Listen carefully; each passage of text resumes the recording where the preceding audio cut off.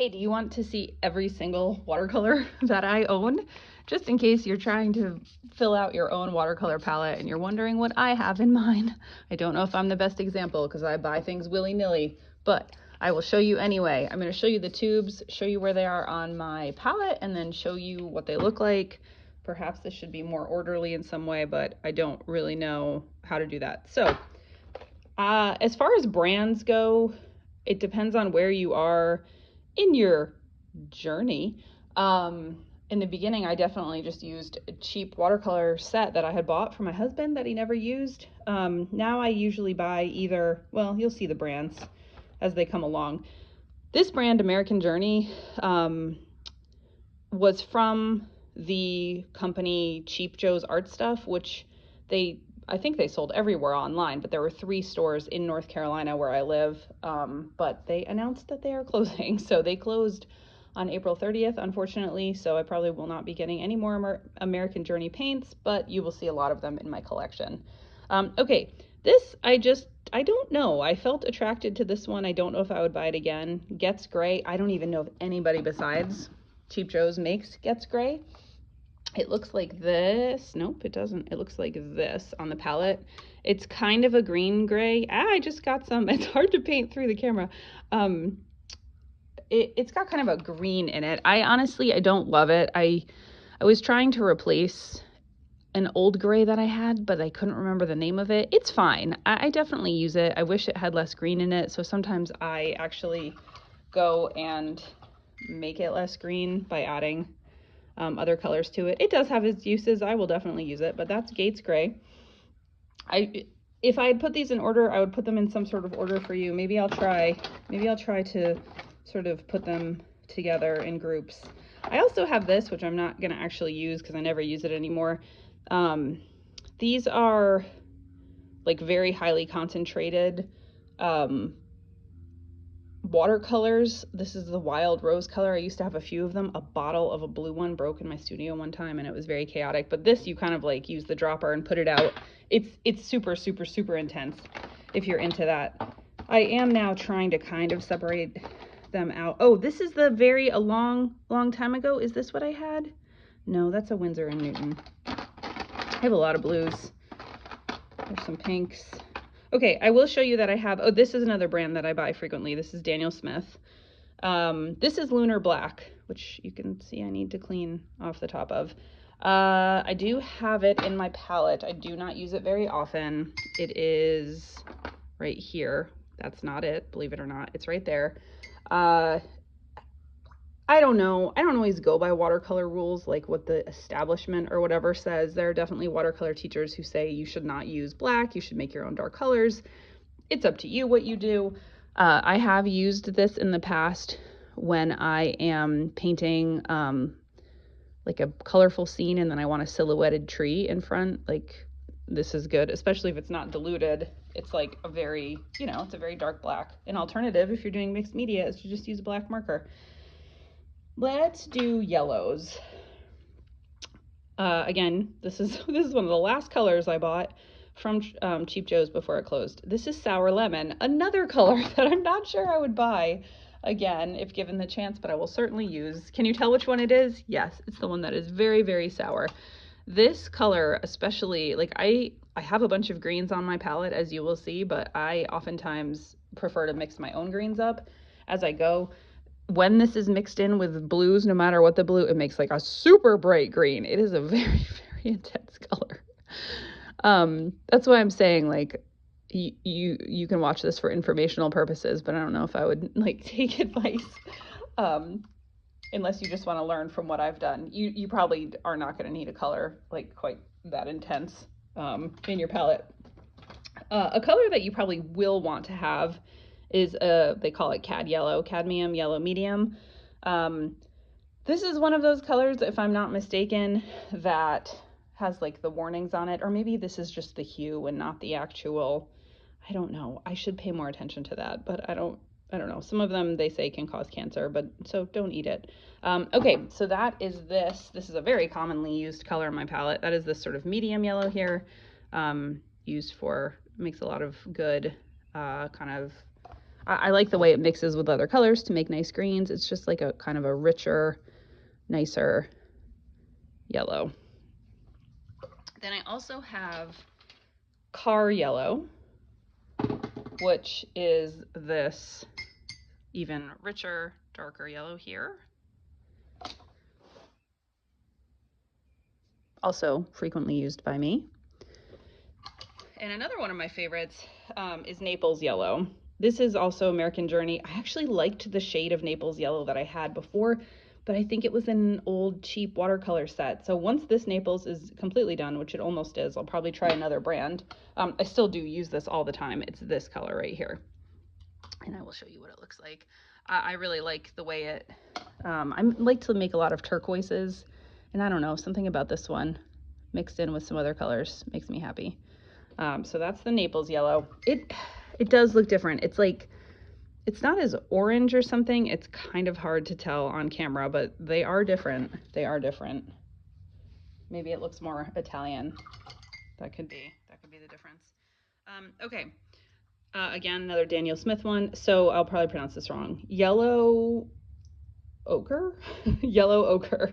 That on my palette is this color.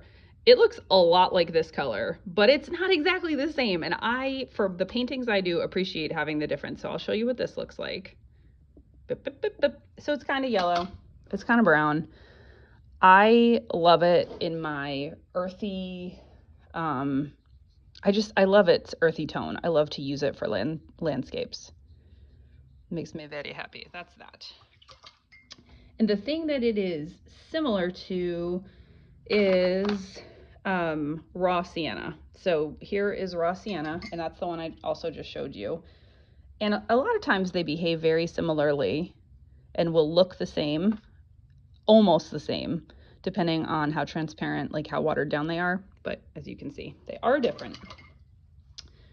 And then I also have, so I have two different browns. I'm gonna admit to you, I have probably like mixed these together over the years. This one's almost empty. This is a raw umber, and this is a transparent oxide brown.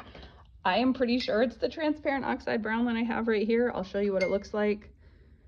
I'll show you what it looks like. We'll put it up here. It's just a nice rich brown. And again, you can mix your own browns. You can mix opposite colors on the color wheel to make your own browns and your own grays. I find it really, really helpful to have some browns though in my palette because of the kind of painting I do. Oh, I have this iridescent silver that I don't know. I think I was trying to replace that gray before I bought the Gates gray, iridescent silver, and it's actually shiny, like it has sparkles in it. I love using it in skies. Probably not a super practical color for your everyday watercolorist. I do like using it when I make a dark sky to add in.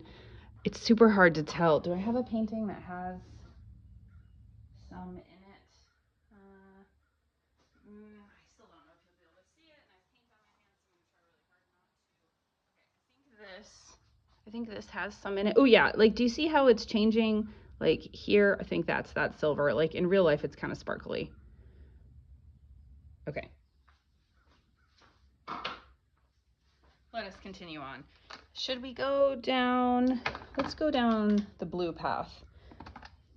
This is another brand I sometimes buy, which is Winsor & Newton. The Winsor & Newton Cotman colors are good, more affordable paints. This is like the professional cerulean blue. I use this all the time. I think if you paint landscapes, you probably would like it. It's this bright blue. I use it to make skies. I use it to make turquoises. I like to mix it with my other blues. It's a very bright blue. Love it. Don't usually use it by itself, but very useful in my palette. Let's see the other blues that I use. I will show you. Let me see. I'm trying to disentangle them from each other. This one, okay. This is Prussian blue. So Prussian blue is this one on my palette. Quite a dark one. Another blue that I love. I love blues. I don't know that I need this many blues, but I have them. This is very dark. Oh, it's so delightful. This one is so good mixed with greens to make beautiful, like, aquamarines. Ooh, isn't it pretty? It's so pretty. I love it so much. Okay, I'll stop with my joy of Prussian blue. Ultramarine blue, not my favorite on its own, but definitely a useful blue. That is this one right here. You can see how, like, a lot of times I mix the cerulean with the ultramarine, and I do like the color it makes for skies. Also good mixed with yellows to make a variety of greens, so certainly useful. Okay, Payne's Gray. I think this is actually a blue, not a gray, but it's this one. I mentioned this in another video. I use this all the time. I say that about so many paints. I use this all the time for my dark night skies. I do not use black. I use the Payne's Gray, and then I usually put like threads of silver through it when I do my dark skies. Here's an example of one that I have right now in my studio. Well, I added stars to this, but you can see, depending on how darkly you put it on there, it's a really nice color, and you can use it in place of black. I also like mixing it with yellows to make kind of like deep, interesting greens. So that's Payne's Gray, and that's the black. I don't know how different they look here, but they are different. This one, it does have a bluer tone to it. I also have, why do I have two of these? Okay. All right. This is Lavender by Daniel Smith, and this is Periwinkle. They are very, very similar, and I guess I have them all together in one palette because that's how I roll. They look like this. I use these for mountains. This color mixed with green makes a beautiful sage green, like any green plus this kind of color, beautiful sage green. It like softens it and grays it out. I love it.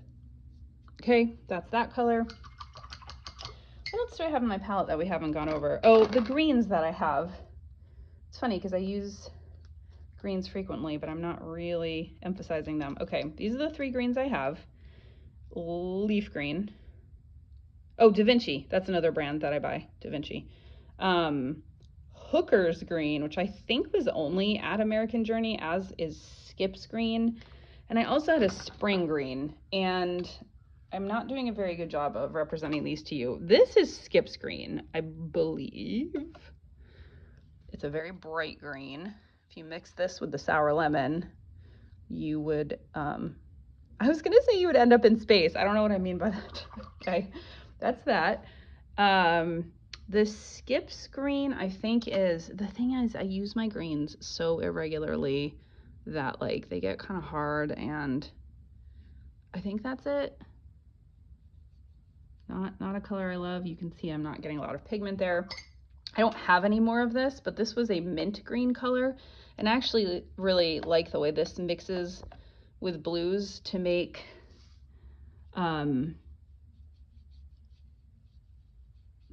my brain stopped working, to make like a turquoise kind of color. Hopefully I'm not lying to you. I don't think that's the Hooker's green. No, that green's like a much green. Oh yeah, that's actually a really dark green. Maybe that's this one.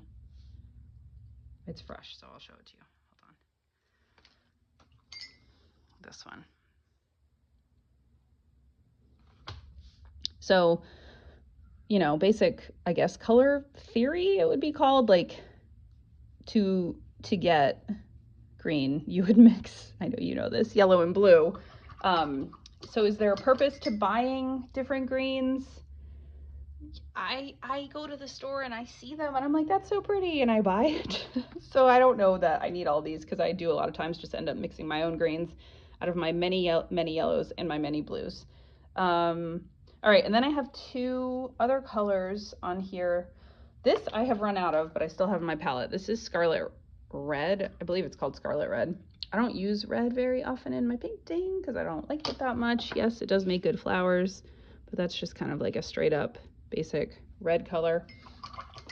Then I have, this is Permanent Rose, which you've seen me use a few times lately if you've been following along. It's like a very intense pink.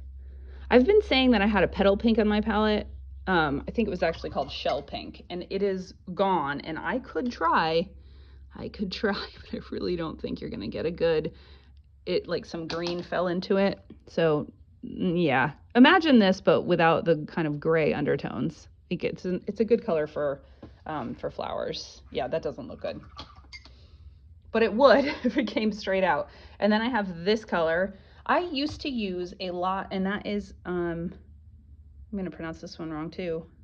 Quinacridone. Don't make me pronounce this. I don't have my reading glasses on. It's this violet color.